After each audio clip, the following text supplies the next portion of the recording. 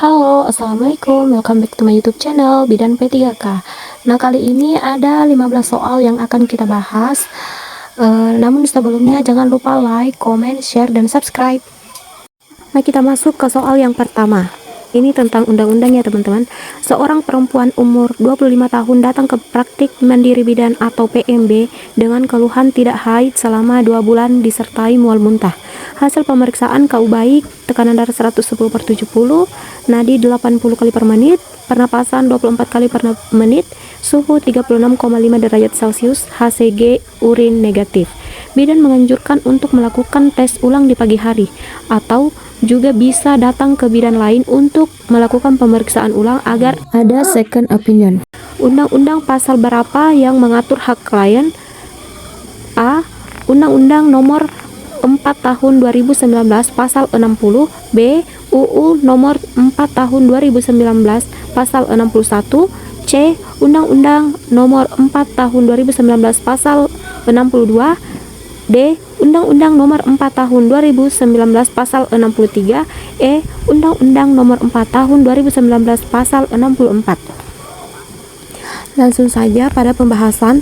Jadi jawaban yang tepat adalah Undang-Undang nomor 4 tahun 2019 pasal 62. Jadi hak pasien atau klien sudah diatur dalam Undang-Undang nomor 4 tahun 2019 tentang kebidanan pasal 62, yaitu klien berhak memperoleh pelayanan kebidanan sesuai dengan kompetensi, kode etik, standar profesi, standar pelayanan, dan standar operasional prosedur. B. Memperoleh informasi secara benar dan jelas mengenai kesehatan klien, termasuk resum isi rekam medis jika diperlukan. C. Meminta pendapat bidan lain. D. Memberi persetujuan atau penolakan tindakan kebidanan yang akan dilakukan. E. Memperoleh jaminan kerahasiaan kesehatan klien. Memperoleh jaminan kerahasiaan kesehatan klien. Soal kedua, seorang perempuan umur 30 tahun G2P1A0 hamil 32 minggu datang ke BPM dengan keluhan merasa sesak sejak 1 minggu yang lalu. Hasil anamnesis merasa penuh di perut bagian atas. Hasil pemeriksaan tekanan darah 120/80, pernapasan 20 kali per menit, nadi 84, TFU 30 cm, bagian fundus teraba bulat, keras melenting. Pada bagian bawah teraba bulat, lunak kurang melenting. DJJ 140 kali per menit, terdengar jelas di atas pusat. Nah, rencana asuhan apakah yang paling tepat dianjurkan pada kasus tersebut? A. Berjalan santai. B. Posisi Trendelenburg. C. Gerakan Kniches. D. Gerakan dorsal recumbent. E. Sering menyapu dengan sapu yang pendek. Jadi asuhan yang paling tepat yang diberikan adalah opsi C, gerakan Kniches. Kasus tersebut mengarah kepada masalah kehamilan dengan sungsang, sehingga asuhan yang tepat pada kasus tersebut adalah menganjurkan ibu untuk melakukan gerakan Kniches, karena dengan Kniches maka hukum akomodasi dan gravitasi akan terfasilitasi dengan baik, sehingga bokong yang besar akan menempati rongga yang luas dan kepala yang berat akan berada di bawah mendekati gravitasi bumi. Sedangkan untuk jawaban yang lain kurang dapat memfasilitasi dua hukum tersebut. Jadi jawaban yang tepat adalah opsi C. Oke, masih sangat mudah ya teman-teman. Kita ke soal berikutnya. Soal ketiga, seorang perempuan umur 20 tahun G1P0A0 datang ke PMB dengan keluhan keluar darah banyak dan terasa sakit di perut bagian bawah. Ibu hamil usia 3 bulan.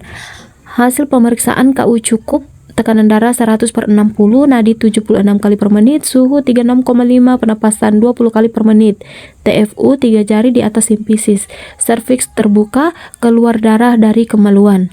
Apakah kemungkinan diagnosa pada kasus tersebut? A. G1P0 gravid 12 minggu dengan abortus imminens. Jadi tidak usah dibaca semua ya teman-teman, cukup kata kuncinya saja dibaca pada opsi ini. A. Abortus imminens. B. Abortus insuffisans. C. Abortus incomplete. D. Abortus complete. E. Missed abortion. Jadi jawaban yang tepat adalah opsi B, yaitu G1 penol anol gravid 12 minggu dengan abortus incipiens, di mana abortus incipiens ini adalah abortus yang sedang mengancam yang ditandai dengan serviks yang telah membuka, sedangkan hasil konsepsi masih berada lengkap di dalam rahim. Derajat abortus pada tingkat abortus incipiens adalah 1. Perdarahan sedang menuju banyak, 2. Serviks terbuka, 3. Besar uterus sesuai atau lebih kecil, 4. Gejala lain terdapat kram dan uterus lunak. Jadi opsi yang benar adalah opsi B ya teman-teman. Lanjut soal keempat, seorang perempuan umur 30 tahun datang ke PMB dengan keluhan amenore 3 bulan. Hasil anamnesis, sering merasa mual dan muntah sejak 1 bulan yang lalu. Hasil pemeriksaan KU baik, tekanan darah 140/100, suhu 36,7, pernapasan 20, nadi 84, TFU 1 jari di bawah pusat, tidak teraba balotemen, terdapat bercak kecoklatan dan jaringan seperti gelembung, planotes positif. Bidan segera melakukan rujukan. Apakah diagnosis yang paling mungkin pada kasus tersebut? A. Missed abortion, B. Mola hidatidosa, C. Abortus imminens, D. C. Abortus incipiens, D. Abortus imminens, E. Kehamilan ektopik. Nah, jawaban yang benar adalah mola hidatidosa. Mola hidatidosa ini adalah kehamilan abnormal yang berupa tumor jinak berupa tropoblast. Adapun tandanya yaitu perdarahan pada trimester pertama, nyeri panggul, TFU lebih besar dari usia kehamilan, keluar cairan berwarna coklat atau gumpalan-gumpalan dari vagina, kemudian hiperemesis atau mual muntah berlebihan. Nah, soal keempat, seorang perempuan umur 22 tahun G1 penol anol usia kehamilan 8 minggu datang ke PMB dengan keluhan mual. Hasil anamnesis tidak nafsu makan dan muntah. Hasil pemeriksaan KU baik, tekanan darah 120/80, nadi 80, suhu 37, pernapasan 22 kali per menit. Palpasi abdomen terdapat mesah. Apakah pendidikan kesehatan yang paling tepat pada kasus tersebut? A. Diet nutrisi, B. Olahraga tiap hari, C. Pola istirahat yang cukup, D. Makan sedikit tapi sering, E. Beritahu tanda bahaya kehamilan trimester 1. Nah, jawaban yang paling tepat adalah opsi D ya teman-teman, makan sedikit tapi sering. Makan sedikit tapi sering adalah salah satu cara untuk mengurangi mual dan muntah yang berlebihan. Pada kehamilan trimester 1, hal yang normal jika terjadi mual dan muntah karena tingginya hormon HCG dalam darah. Cara mengatasinya banyak minum, hindari makanan yang mengandung lemak berlebih, dan makanan yang berbau menyengat. Berikutnya soal ke-6, seorang perempuan umur 18 tahun datang ke puskesmas dengan keluhan nyeri pada saat haid pertama dan ia merasa aktivitasnya terganggu. Hasil pemeriksaan tekanan darah 110/70, nadi 84, pernapasan 24, suhu 36,5 dan hasil pemeriksaan fisik normal. Apa diagnosis yang tepat pada kasus di atas? A. Dysmenorrhea, B. Amenorrhea primer, C. Dysmenorrhea primer, D. Amenorrhea sekunder, E. Dysmenorrhea sekunder. Nah, di sini yang biasa mengecoh ya teman-teman, karena bisa saja kita menjawab A, C maupun E. Jadi jawaban yang paling tepat adalah opsi C, Dysmenorrhea primer, yang merupakan nyeri haid yang terjadi akibat otot rahim berkontraksi dengan kuat. Rasa nyeri ini muncul di perut bagian bawah dan terkadang menjalar hingga ke punggung bagian bawah dan paha. Biasanya nyeri bisa muncul 1-2 hari setelah menstruasi datang.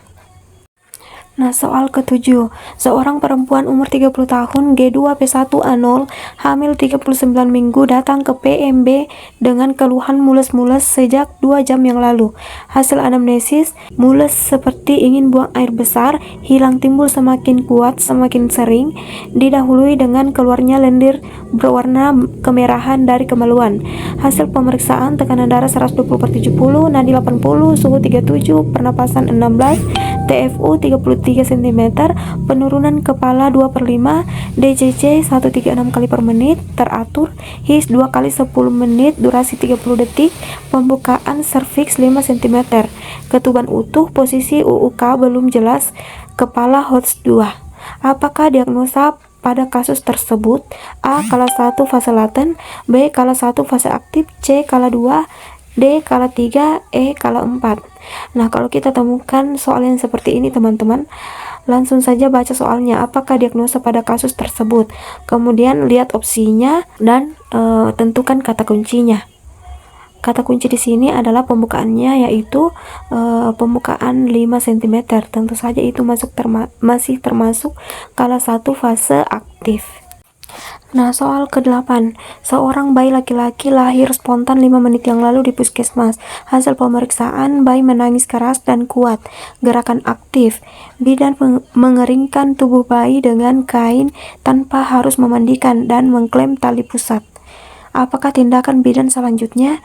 A. Melakukan IMD, B. Memberikan salep mata, C. Memberikan injeksi vitamin K, D. Melakukan perawatan tali pusat, E. Memberikan injeksi hepatitis B atau HB0. Nah, jawaban yang paling tepat pada kasus ini adalah opsi A. Melakukan inisiasi menyusui dini. Nah, kata kunci dari soal ini adalah lahir spontan 5 menit yang lalu.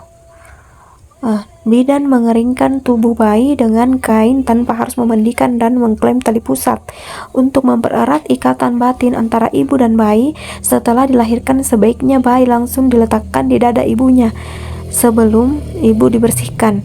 Sentuhan kulit dengan kulit mampu menghadirkan efek psikologis yang dalam di antara ibu dan anak. Soal ke-9, seorang perempuan umur 23 tahun P1A0 nifas 10 hari datang ke PMB dengan keluhan payudara terasa penuh. Hasil anamnesis, payudara sakit, bayi rewel, dan tidak mau menyusu.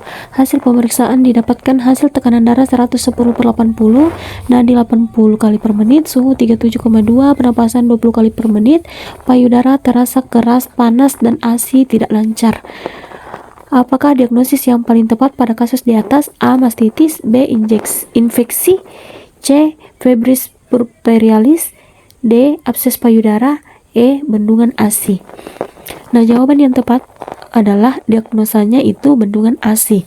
Bendungan ASI adalah ASI yang tidak segera dikeluarkan yang menyebabkan penyumbatan pada aliran vena dan limfe sehingga aliran susu menjadi terhambat dan tertekan ke saluran air susu ibu, sehingga terjadi peningkatan aliran vena dan limfe yang menyebabkan payudara bengkak. Nah, kita masuk ke soal 10. Seorang perempuan umur 30 tahun P1A0 postpartum 6 hari datang ke PMB untuk kunjungan ulang. Hasil pemeriksaan KU baik, tekanan darah 110/70, suhu 36,8, pernapasan 20 kali per menit, nadi 82 kali per menit, TFU pertengahan pusat simfisis, pengeluaran ASI lancar, dan lokea sanguinolenta. Apakah asuhan masa nifas yang tepat sesuai pada kasus di atas? A. Mencegah perdarahan, B. Pemberian ASI awal, C. Menanyakan penyulit nifas, D. Memastikan involusi berjalan normal, E. Memberikan konseling KB secara dini. Nah, jawaban yang tepat adalah opsi D ya teman-teman. Pada kasus tersebut, data fokusnya yaitu ibu nifas 6 hari yang melakukan kunjungan dan ibu tidak ada keluhan. Hasil pemeriksaannya semua normal. Jadi asuhan yang diberikan yaitu apakah kontraksi uterus baik dan involusi uterus berjalan normal.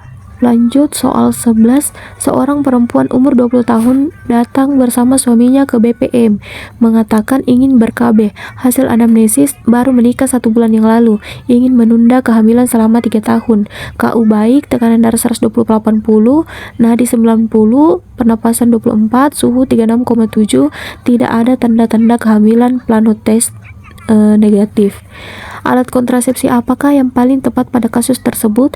A. Pil, B. IUD, C. Suntik, D. Kondom, E. Metode kalender.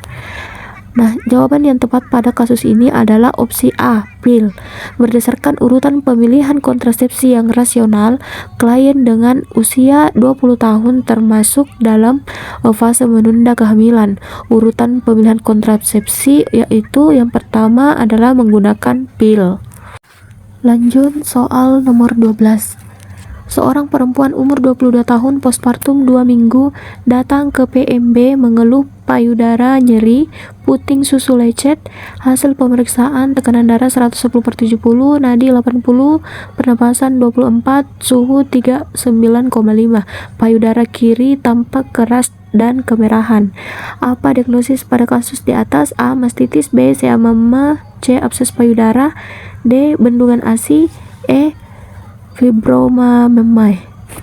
Nah, yang membedakan dengan yang soal yang tadi teman-teman, ini payudaranya sudah lecet dan ibunya demam, suhunya 39,5 derajat Celcius. Nah, ini menunjukkan bahwa ibu ini terkena mastitis, di mana mastitis adalah kejadian yang ditandai dengan adanya rasa sakit pada payudara yang disebabkan adanya peradangan payudara yang bisa disertai infeksi maupun non-infeksi. Kejadian mastitis sekitar 15-21% ibu menyusui yang terjadi pada 6-8 minggu pertama masa menyusui. Selanjutnya nomor 13. Seorang bayi laki-laki lahir di rumah sakit. Riwayat persalinan spontan, hasil pemeriksaan menangis keras, warna kulit kemerahan, gerakan aktif. Apakah tahapan kondisi bayi tersebut? A. Reaktivitas pertama, B. Reaktivitas kedua, C. Fase tidur, D. Fase istirahat, E. Adaptasi bayi. Nah, jawaban yang tepat adalah opsi A ya teman-teman, reaktivitas pertama. Periode reaktivitas pertama berlangsung 30 menit pertama dengan karakteristik denyut nadi cepat dan tidak teratur. Fase tidur itu dimulai dari 30 menit setelah periode reaktivitas pertama dan berakhir pada 2-4 jam setelahnya. Karakteristiknya pernapasan dan denyut jantungnya menurun dan cenderung stabil. Kemudian periode reaktivitas kedua sekitar 4-6 jam setelah kelahiran. Karakteristik pada periode ini bayi memiliki tingkat sensitivitas tinggi terhadap stimulus internal dan eksternal. Kemudian adaptasi bayi adalah penyelesaian kehidupan bayi dari dalam rahim ke luar rahim. Nah, soal selanjutnya nomor 14. Seorang bayi laki-laki usia 12 bulan dibawa ibunya ke posyandu. Hasil anamnesa, bayi lahir dengan berat badan 3000 gram, panjang badan 50 cm. Telah mendapatkan imunisasi dasar lengkap. Hasil pemeriksaan KU baik, frekuensi jantung 100 kali per menit, pernapasan 40 kali per menit, suhu 37 derajat Celcius, berat badan 10 kg. Hasil pemeriksaan KPSP didapatkan skor 8. Apakah interpretasi dari hasil pemeriksaan KPSP kasus tersebut? A. Normal, B. Meragukan, C. Keterlambatan, D. Delayed, E. Failed to test. Nah, jawaban yang tepat adalah opsi B ya teman-teman. Ini sudah berapa kali dibahas, sudah beberapa soal yang telah dibahas sebelumnya. Jawaban yang tepat jika skor KPSP itu 8 adalah berarti meragukan. Kata kuncinya bayi laki-laki usia 12 bulan, pemeriksaan KPSP skor 8. Interpretasi hasil KPSP adalah bila jawabannya berjumlah 9-10 berarti perkembangan anak normal sesuai tahapan perkembangan. Dan bila jawabannya kurang dari 9 maka perlu diteliti ulang cara menghitung usia dan kelompok pertanyaannya apakah sudah sesuai. Kemudian sesuaikan jawaban orang tua dengan maksud pertanyaan. Apabila ada kesalahan maka pemeriksaan harus diulang.